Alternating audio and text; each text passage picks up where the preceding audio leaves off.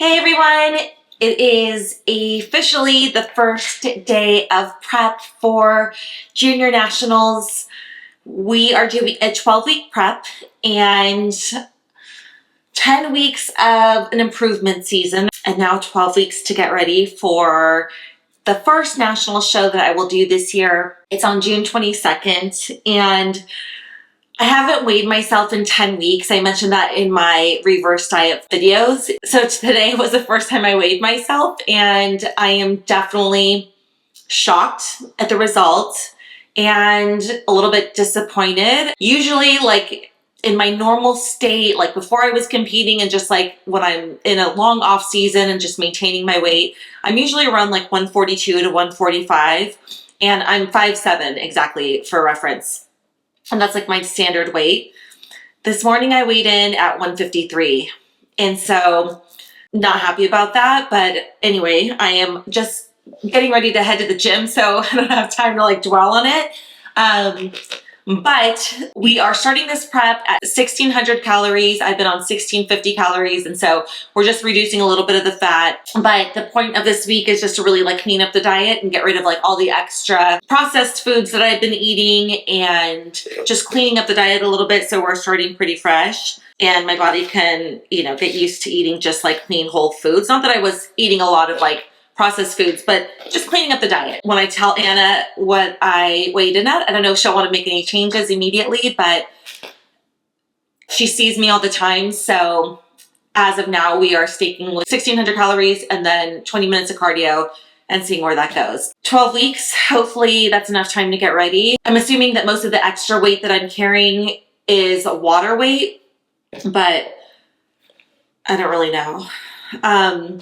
So 12 weeks ago, I'm off to the gym to do some lower body, and I will check in with you guys later.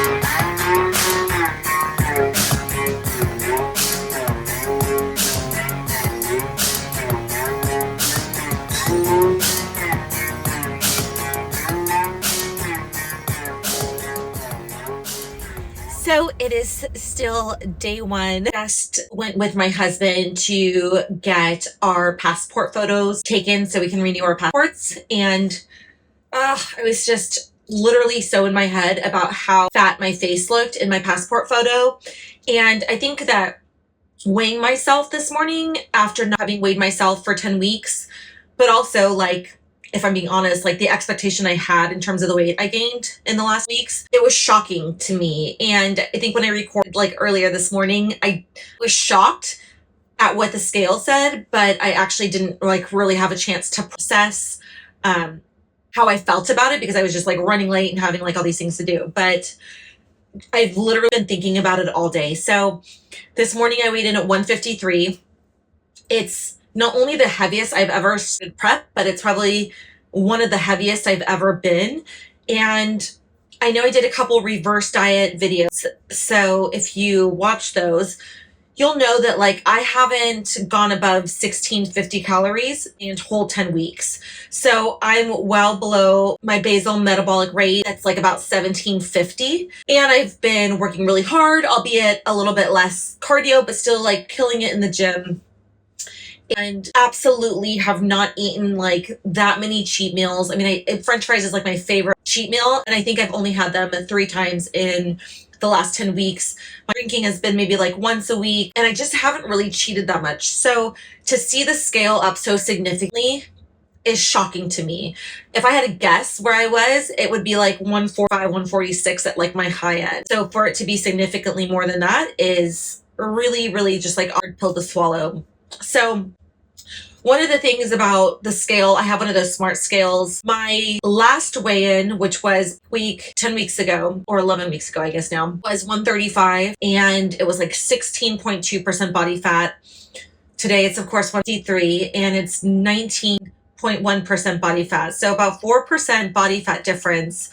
And if you do the math, which I didn't, but my husband, trying to like make me feel better about myself, did the math and said it's about like 4 pounds of fat and the rest is water. I do truly believe that. And I don't mean like I'm in denial. I'm certainly not in denial. Like I am very well aware of like everything I did within this 10 weeks in terms of eating and working out, etc. And I had gotten myself in a position where I just had so much fun and like let totally loose in the off season. I would expect this. Yes, I did those acts, and here are the results, right? And that makes sense. But nothing I've done in this off season in the last 10 weeks should have resulted in me gaining 18 pounds. 18 pounds in 10 weeks. If you also saw my video, I think my last one mentioned that I had gotten blood work done and my testosterone was super, super low. I had hypothyroidism, 2 results. First one was hypothyroidism. The second one came back normal, but with very high antibodies. But nonetheless, my OBGYN put me on a very mild testosterone cream, which, to be honest, I can't even really tell the difference of being on it, except for my sleep is like remarkably better. But one of the things I could tell, and I noticed this because I was wearing leggings with like higher socks to the gym, and after like a few hours when I went to go shower, I had like a ring around my leg from the compression of the sock, and I thought, that's weird, like that doesn't ever really happen to me. And so then just like researching it, I learned that testosterone cream amongst a very, very small population could have the side effect of water retention. And it's usually transient, meaning it comes and then it goes away within a certain amount of time. But I reached out to my OBGYN about this and said, hey, just wanted to let you know, like I'm gaining water retention. I feel it in my legs, I feel it in my hands, and I also see it in my face, the puffiness of my face. And she said, okay, that's a normal side effect. She sometimes be expected. So just reduce the amount of testosterone cream that you're taking. And I was taking like 1 click, like 1 milligram, very low dose, once a day. So I switched it to 1 every other day. And I can't say I've seen a big difference, but I'm just like hoping it'll come. And I know when you do something like a testosterone cream or really anything that has to do with your hormones, there's so many systems in your body that get to work and start to change and adapt, and all of that can just cause a lot of like stress hormonally that I'm not necessarily feeling on the outside, but perhaps inside it's just causing my body to hold on a bunch of water and just go kind of chaotic. But I thought even about getting off of it a couple weeks ago, and I was talking to my husband, who's a physician. He's an orthopedic physician, so not like he knows a lot about women's hormones, but he referred back to his medical school training and said like so low, so just let your body like figure it out and regulate. And it's been maybe like, I don't know, 6 or 7 weeks since I've been on it, but he's like, it could take a few months. And so he said, if you get off of it, then your hormones are just going to go crazy the other way. And so you're kind of in like this just waiting area of like just allowing your body time to figure it out. So I'm going to stay on it. And I just worry that like, how am I going to gauge my progress without the scale going down? Or if I can't get it to go down as much as I have been in prior shows, is that going to mess with my mind, and will I feel ready? Because no matter like how ready I could look physically in my check-in photos or posing, if the scale is not going down, it's pretty hard mentally to see myself making progress. And so I guess that's what leads me to today, feeling just sort of like my mind about that scale number, is that I have felt pretty good. Of course, I know I'm getting bigger. I can feel it. I can sense it. People have made comments to me about like, oh, you're putting some weight back on. But the one thing that I've been pretty happy about is that my clothes still fit comfortably, like not tight. I still feel like very comfortable wearing my clothes. And so that was like sort of like my benchmark in like knowing that, okay, I'm not going too overboard. And of course, still tracking my food and weighing it and all that. So now that I know I'm 153, I feel like I am humongous, right? Even though nothing's changed. So anyway, I just want to check in and like just revisit that number because I don't know if I gave it enough attention, or at least I want these videos to be very honest and transparent as much as I can possibly make it. And the fact that this is a shock that it's been on my mind, it will continue to be on my mind, just my personality. I will continue to be obsessive about it. I will continue to like try to weigh in and do all these, you know, things that can help water retention potentially to get myself down to like a normal weight where I can focus on removing fat from my body rather than removing just water. Anyway, I just wanted to check in with you guys about that. Good morning. It is Tuesday, day 2 of prep, and I woke up feeling still a little bit down, depressed, if I'm honest, about my weight. I did wake up 1 pound lighter today,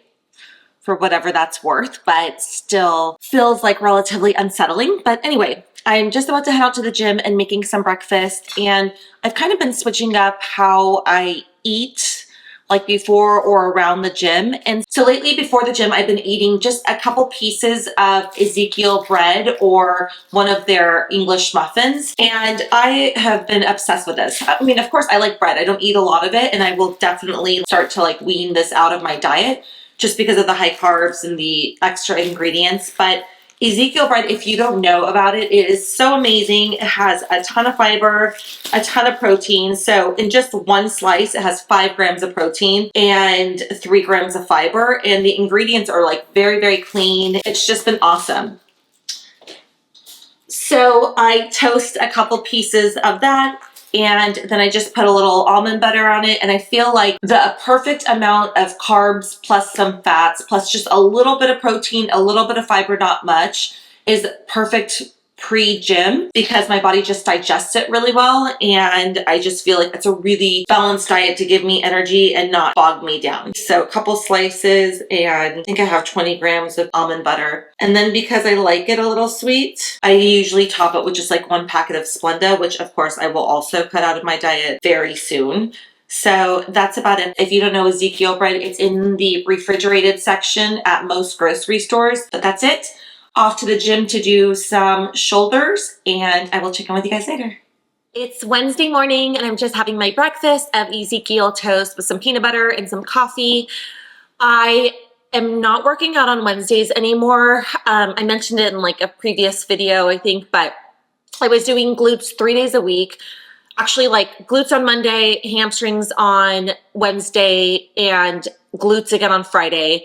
I'm not doing any quads since my quads are already like too big as it is. But I think starting in February, we decided to take our glutes down to 2 days a week.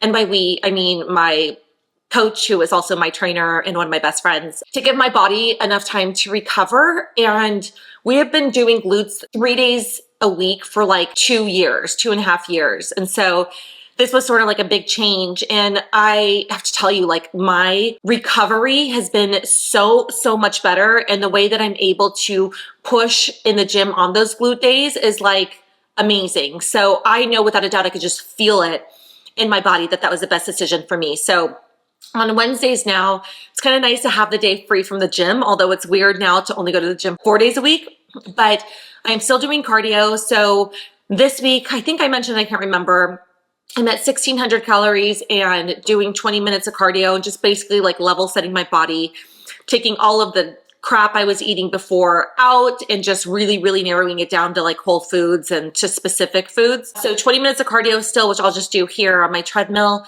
and also mobility exercises. So this is something I started when we went down to 2 glute days, is on Wednesdays I've been doing mobility, which are basically like stretches for your joints.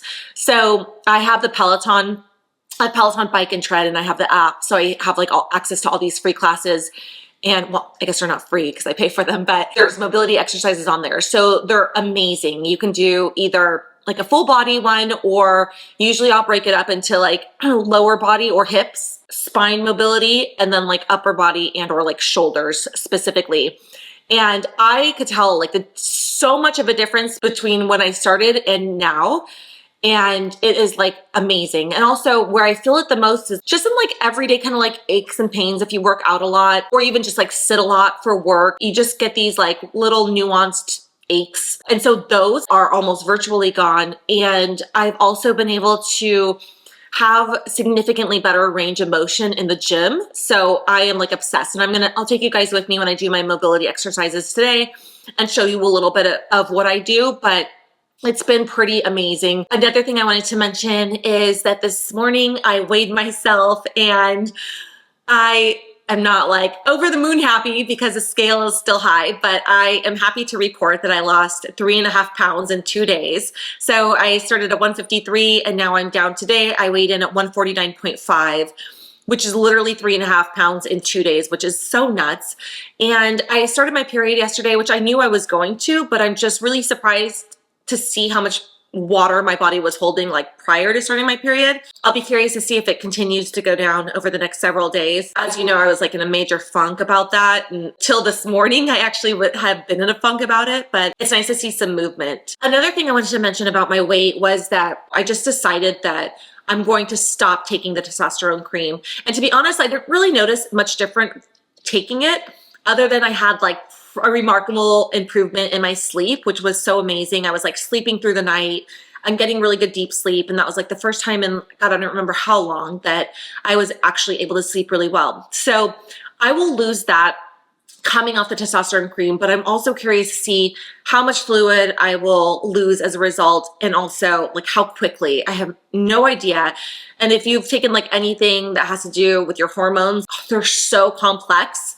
So I just think it's crazy. And then also, as I was like researching about the testosterone cream and like talking to my primary care, talking to my OBGYN, I realized like there's so little information, certainly little scientific information, because it is not studied for women use at all. In fact, it's not even indicated for use for women. So all of the studies, all of the evidence, like all of publications, anything you can find online is based off of males, and they take, 1,000 times more testosterone than we do as women if we're supplementing it. So really any sort of feedback I'm getting from my doctors is really from anecdotal experience. And I decided that instead of having sort of like my primary care and OBGYN give me their thoughts, and like I need to go see an actual endocrinologist to figure out my thyroid situation, to figure out the high antibodies, to figure out my testosterone, to look at my estrogen and progesterone and just like see where I'm at in a current state, and then what potential remediation plans can be put in place, or what suggestions they have in order to be able to still like manage my prep and my competing, because it's a very important part of my life, but also create the best outcome for where I am hormonally. And I don't know if this is because I'm like perimenopause at 43, or like, who knows why I'm experiencing such situations. But if I wasn't experiencing any symptoms, I wouldn't have gotten my blood test done. So I would just been like, oh, everything's fine. And like, no worries. But I was experiencing trouble sleeping, hot flashes during the night. So waking up like sweating, severe lack of energy, severe fatigue. So I'd go like all day kind of fine. And then like all of a sudden a wave of fatigue hits me like around 3 or 4 o'clock. And I'm so exhausted, but then I can't sleep. So just some of these symptoms were really annoying. And I'm like, this isn't right. Like something just doesn't feel right. So I was not surprised to see that there was something that came up in my hormone panel. So I have an appointment with 8 endocrinologists that will hopefully help me manage all of these things in about 3 or 4 weeks. And I don't know if any medication or testosterone cream or whatever is suggested. I don't think I would start anything until after my show, because I don't think there's anything like too dire. If I had hypothyroidism, like they were like, you were definitely in that state, then I may consider that medication, because there's a lot of negatives that can come with hypothyroidism. So I'm not sure, but I'm going to see what they say. And I just look forward to sort of being managed by one doctor rather than kind of like a bunch. I think she has more experience dealing with all of these things with women. So I'm hopeful for that. But anyway, I will check in with you. Hopefully my weight still continues to come down throughout the week. Let's pray. If I could get down to like 145 or even 146, that's where I would have expected to be starting this prep. So I pray that like after my period is done and I like go back to a normal sort of just like state, And as this testosterone cream leaves my body, again, I have zero idea of like the process of that. I'm hoping that my body will start to self-regulate and like get back to a normal state, and I'll truly be able to see like how much fat I put on in the off season and how much of it is just water, and then I'll have a clear plan and brighter outlook this prep. So.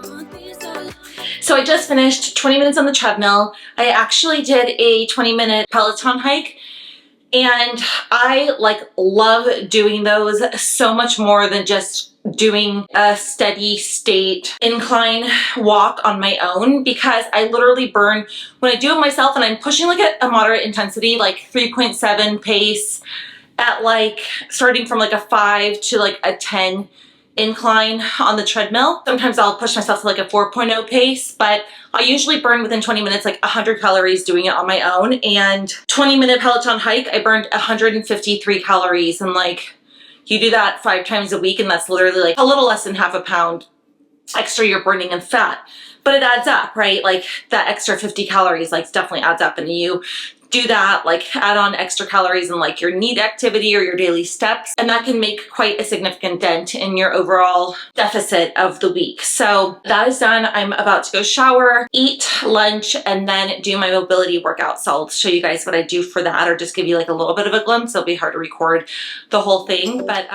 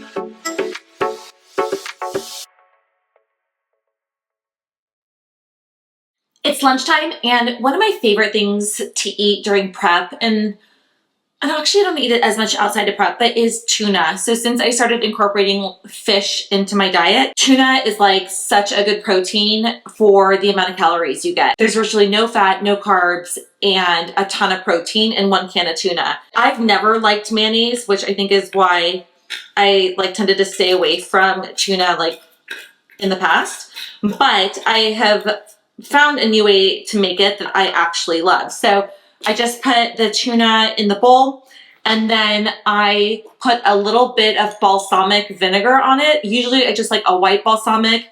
This is a Serrano honey flavored vinegar. So I just put like literally just the tiniest bit, and it gives it such great flavor without any added calories. And then I am a mustard girl, so I then put a generous amount of yellow mustard, and then sometimes that's typically just what I'll do, but I have some Dijon mustard, so I will add a little bit of this in. And this gives it just like a little bit of extra, like an extra little kick, extra little flavor. I always like do too much. You could start with a little and then mix it all together and then add more by taste. And then what I do also is I have a little jar of dill relish. I love dill relish. You can also use sweet. And I put like in a generous amount of relish before I mix it. And actually I'll also put in this seasoning in a pickle from Trader Joe's. Trader Joe's has like the best seasonings ever. It's kind of like pickle, dill flavored. And I like that taste. But the point is you can get really creative with what you're putting in here. Mix that all together. And what I like about the vinegar is that it makes it like really creamy and not so like dry since we're not using mayo. So that is all mixed together. And then of course, I love onions. So I have some cut green onions. I'm just gonna throw some in there, add some salt, and then mix that again together. And then I'm gonna add avocado to this meal. And typically when I'm not eating carbs or bread or whatever, I will like dice up some avocado and throw it in here. And it's actually like really good that way. But since I am eating my Ezekiel bread still, probably this week is the last week I'm gonna have it, I'm gonna spread the avocado on the bread. Okay, so my Ezekiel bread is toasted. And one thing about Ezekiel bread, I feel like I've been talking about bread like this whole YouTube episode. But one thing about Ezekiel, if you use the Yuka app, which tracks like the quality of and ingredients of different foods, you just scan the barcode. It's an amazing app. I highly recommend it if you don't use it. But Ezekiel bread, when you scan it in the Yuka app, is one of the few, maybe only things I've ever scanned that comes up as 100 out of 100, meaning there's no preservatives, no additives, like no weird ingredients that could have anywhere from like low, moderate, or high risk to you. So 100 out of 100 across the board, which is pretty amazing. So I have my plate on the scale, and I'm gonna add 1 ounce of avocado to my bread. I just spread on the avocado literally like to make it a mash. That way it's easier to bite into. And then I put the mixture on the bread, obviously. This makes a sandwich. And there's usually more mixture than fits on the bread unless you use like a bigger piece of bread if you're not in prep or if you have more calories. But I'll typically just put the rest of my plate or just eat it standing here before I wash the bowl. But I'm just gonna put it on the plate and then salt it just a little bit more. I've been trying to lay off my salt at least a little bit because I am holding so much water. And this is something that Anna was over here, I don't know, it was during the off season or maybe before my last show, and I was like making something to eat in front of her for the first time. She saw me salt my food and she's like, oh my God, no wonder why you're always retaining water. Like you eat a ton of salt. But I've always been like that. And I also sweat a lot, not necessarily now when it's like cold out, but during warm weather, I sweat a lot. So I was always like, oh, I need the salt. Like I need to replenish my body, and never thought it was an issue. But now, considering how much water my body holds, not just now, like this prep, but like in general, I realize I need to lay off. So I've been trying. And then I will just have a little side of cherry heirloom tomatoes as a little side dish for my sandwich. And that is it. Super high in protein, a good quality carb, and some veggies. Good to go.